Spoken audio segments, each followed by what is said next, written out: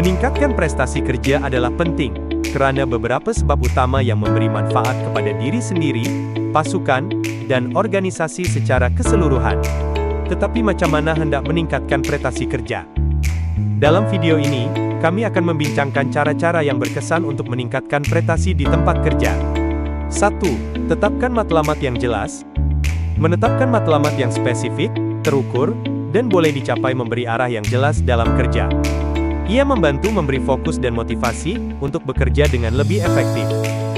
Anda boleh gunakan prinsip SMART seperti berikut. S. Spesifik.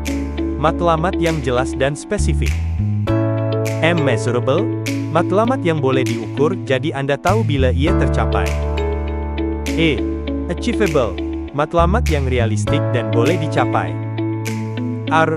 Relevant. Matlamat yang relevan dengan kerja atau objektif jangka panjang Anda. T. Time bound.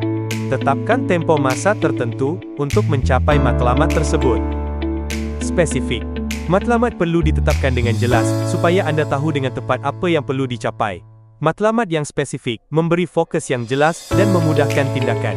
Contohnya, saya ingin meningkatkan jualan produk X sebanyak 20% dalam tempoh 3 bulan. Measurable. Anda perlu dapat mengukur kemajuan dan pencapaian matlamat Anda.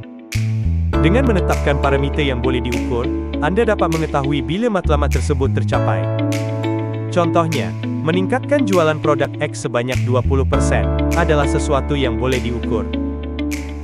Achievable. Matlamat yang ditetapkan haruslah realistik berdasarkan sumber dan kemampuan Anda. Ia perlu mencabar, tetapi tidak terlalu sukar sehingga sukar dicapai. Matlamat yang tidak realistis boleh menyebabkan demotivasi. Contoh, meningkatkan jualan sebanyak 50% dalam sebulan, mungkin tidak realistis, bergantung kepada keadaan dan sumber yang ada. Relevant. Pastikan matlamat yang ditetapkan berkaitan dengan tujuan utama Anda, dan penting dalam konteks jangka panjang.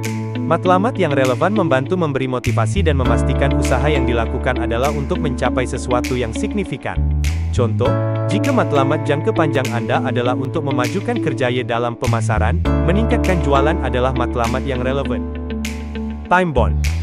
Matlamat perlu mempunyai tempoh masa yang jelas untuk memberi rasa urgensi dan fokus. Dengan menetapkan had masa, Anda boleh lebih mudah menilai kemajuan dan tetap bermotivasi untuk mencapai matlamat tersebut.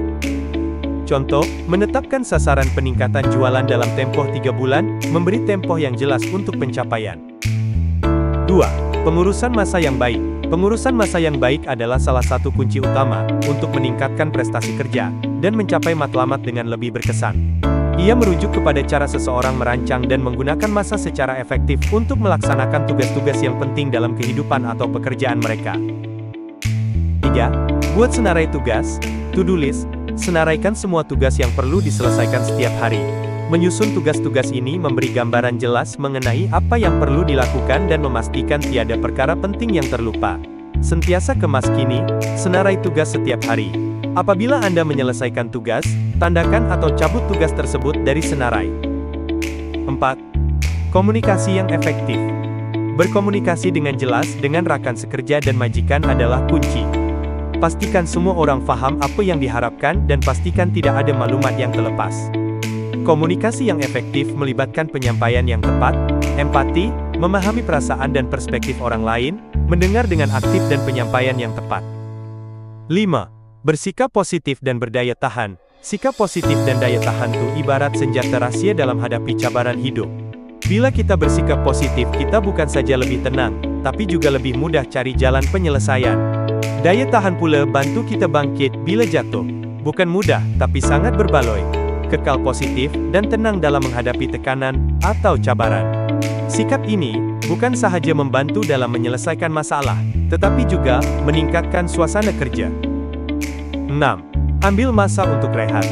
Ambil masa untuk rehat memang penting. Kadang-kadang kita terlalu fokus pada kerja, sampai lupa jaga diri sendiri. Rehat bukan bermaksud malas, tapi satu keperluan untuk kekalkan keseimbangan emosi, mental dan fizikal. Keletihan boleh menurunkan prestasi. Ambil masa untuk rehat sekejap agar minda dan tubuh segar. Ini akan meningkatkan fokus dan produktiviti apabila kembali bekerja. 7. Terima maklum balas dan belajar daripada kesilapan. Terima maklum balas dengan terbuka dan gunakan ia untuk memperbaiki diri. Belajar daripada kesilapan, dan sentiasa berusaha untuk menjadi lebih baik. Dengan mengamalkan 7 cara ini, Anda boleh memperbaiki prestasi kerja secara signifikan. Apa yang penting adalah konsisten dan sentiasa berusaha untuk berkembang. Secara keseluruhannya, peningkatan prestasi kerja amat penting demi kejayaan individu dan organisasi, serta untuk membina persekitaran kerja yang lebih produktif dan profesional. Tinggalkan komen. Antara 7 cara ini, yang mana paling senang mau amalkan? Jangan lupa like dan subscribe untuk lebih banyak tips dunia pekerjaan. Jumpa lagi dalam video seterusnya.